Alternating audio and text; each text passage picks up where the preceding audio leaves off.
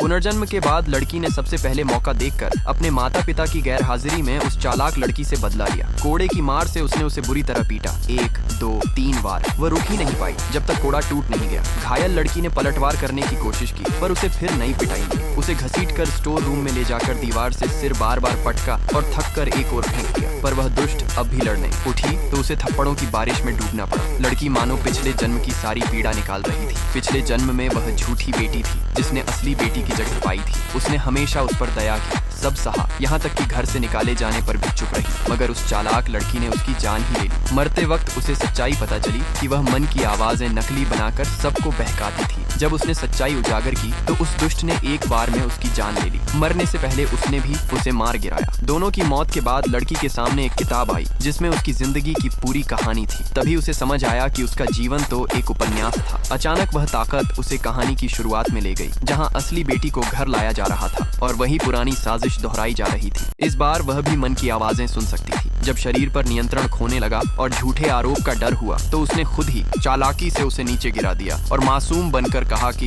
बस हाथ पकड़ना चाहती थी, पैर फिसल गया। उसकी सच्ची अदाकारी से माता पिता मान गए। वह लड़की हार नहीं मानी। उसने पैर मोड़ने का झूठ बोला। लड़की ने इलाज का बहाना बनाकर उसे सजा देने का मौका पा लिया। माता पिता ने भरोसा किया और लड़की ने उसे तड़पाया जब तक वह डर कर माफी न मांग ले। लेकिन उसकी कपटी फितरत नहीं बदली। उसने फिर माता पिता के मन में जहर घोला कि बहन उसे बाहर वाले कमरे में भेजना चाहती है। तभी लड़की ने उल्टा खुद स्टोर रूम में रहने की बात कही, जिससे माता पिता शर्मिंदा हो गए और असली बेटी को सजा मिली। फिर माँ ने सूप बनाने की बात की। लड़की को पिछले जन्म की घटना याद आई जब उसमें जहर मिलाया गया था। इस बार उसने खुद दवा डाल दी। चालाक लड़की ने वही नाटक दोहराया, सूप पीकर दर्द का झूठ और मन की आवाज से झूठा आरोप। लड़की ने रोते हुए कहा कि उसने तो बहन के लिए पौष्टिक दवा खरीदी थी। जांच हुई तो सच्चाई सामने आई। तभी चालाक लड़की की बेवकूफी